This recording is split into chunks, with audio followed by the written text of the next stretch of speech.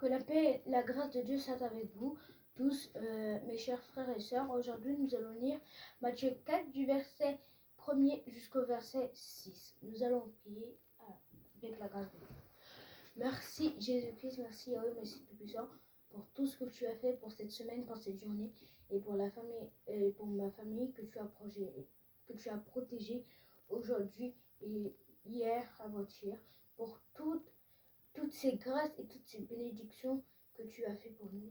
Amen. Nous allons lire avec la grâce de Dieu. Amen. La paix de Dieu soit avec vous tous. Nous nous disons merci avec le Seigneur pour sa grâce et sa miséricorde. Malgré aujourd'hui nous travaillons en deux, mais nous disons merci à le Seigneur. Comme a dit le prince David, nous allons lire Matthieu 4, verset 1er et à 6 pour la gloire de Dieu. Alors Jésus fut mené par l'Esprit dans le désert pour être tenté par le diable. Après avoir jeûné 40 jours et 40 nuits, il eut faim. Le tentateur s'étant approché lui dit, « Si tu es fils de Dieu, ordonne que ces pierres deviennent des pains. » Jésus répondit, « Il est écrit, l'homme ne vivra pas de pain seulement, mais de toute parole qui sort de la bouche de Dieu. » Le diable le transporta dans la ville sainte. Il plaça sur le haut du temple et lui dit, « Si tu es fils de Dieu, jette-toi en bas, car il est écrit.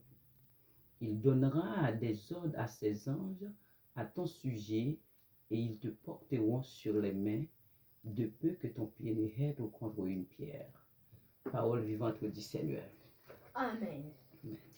Alors Jésus fut emmené par l'Esprit dans le désert pour être tenté par le diable. Après avoir jeûné 40 jours et 40 nuits, il eut faim. Le tentateur s'étant approché lui dit, « Si tu es fils de Dieu, ordonne que ces pierres deviennent des pains et des pains. » Jésus répondit, « Il est écrit, l'homme ne vivra pas de pain seulement, mais de toute parole qui sort de la bouche de Dieu. » Le diable le transporta dans la ville sainte et le plaça sur le haut du temple.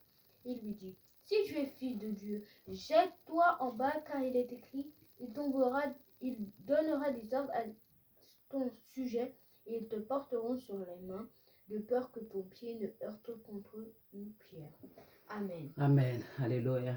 Nous disons merci avec le Seigneur pour sa parole. Dieu est bon. Nous devons travailler à l'avancement du royaume de Dieu et chercher la présence de Dieu. Sans la présence de Dieu, nous ne pouvons rien faire. Et avec la présence de Dieu, nous ferons des exploits.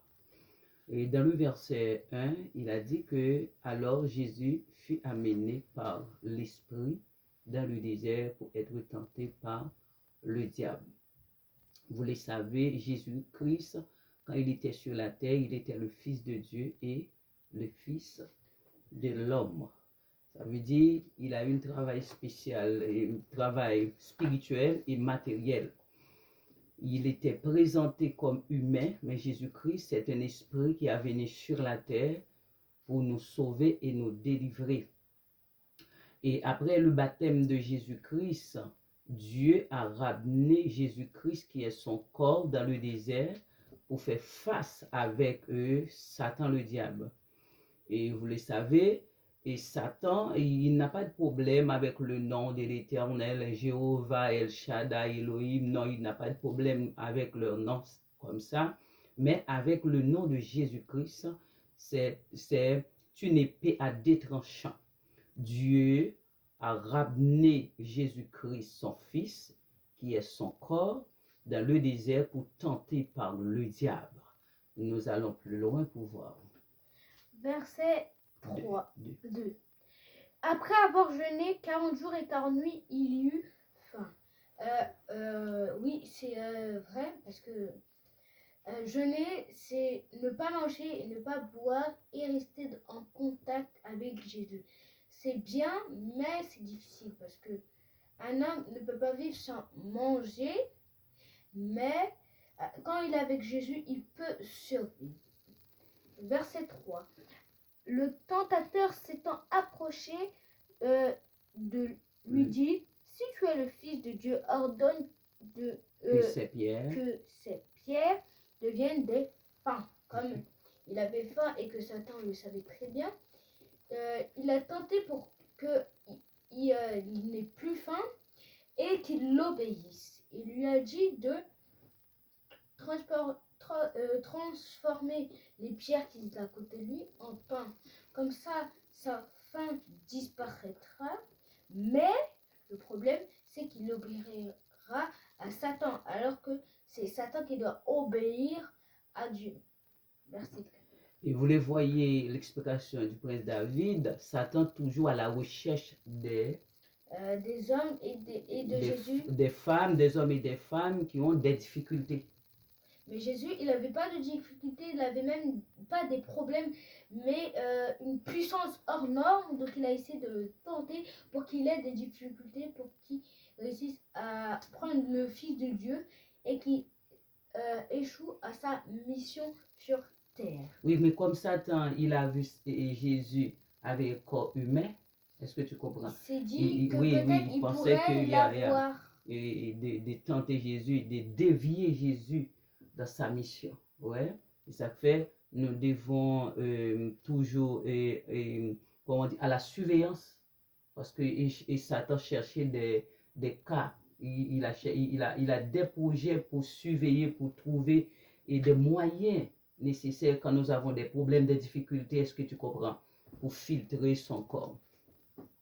Et dans le verset 4, il dit, Jésus répondit, il est écrit, l'homme ne vivra pas de pain seulement, mais de toute parole qui sort de la bouche de Dieu.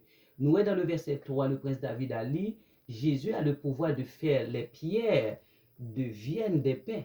Mais si Jésus écoutait Satan, Satan deviendra un chef. Il deviendra plus puissant. Parce que si Dieu ne peut pas vaincre Satan, qui le pourra? Tu comprends? Tu comprends? Maintenant, Jésus parle avec Satan. Il a dit que l'homme ne vivra pas de pain seulement, mais l'homme vive avec la parole de Dieu aussi. Ouais? Quoi a besoin de nourriture naturelle, l'âme et l'esprit nous besoin de nourriture spirituelle.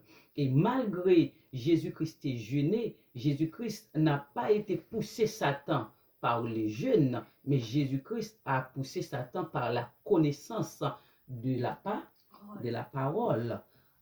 Ok, continuez. Le verset 5. Le diable se transporta dans la ville sainte et le plaça sur le haut du temple. Et après, pour le tenter une deuxième fois, malgré que nous allons voir si ça va marcher ou pas, il a essayé de tenter sur la ville sainte, qui est une grande ville cachée de tous, parce que si tout le monde savait où c'était, tout le monde irait, tout le monde habiterait, ferait ses petits boulots, tout ça. Donc il a emmené dans la ville sainte, il l'a mis sur le haut du temple le plus grand. Et nous allons voir qu'est-ce qui va se passer, le verset 6. Et lui dit, si tu es le Fils de Dieu, jette-toi en bas, car il est écrit, il donnera des ordres à ses anges à ton sujet et ils te porteront sur les mains, de peur que ton pied ne heurte contre une pierre. En fait, il connaissait très bien, lui aussi, la Bible, malgré qu'il craignait la Bible. Il la connaissait aussi bien parce qu'en fait, avant qu'il devienne Satan, il était au service de la Bible et de Jésus. Donc, il connaissait aussi les versets. C'est comme Sir Franz connaît aussi beaucoup de versets, beaucoup de choses dans la Bible. Ça, c'est des années et des années d'expérience avec Jésus. C'est comme aussi Satan, avant qu'il devienne Satan, il avait aussi fait des années, même des siècles, à le servir et à suivre ses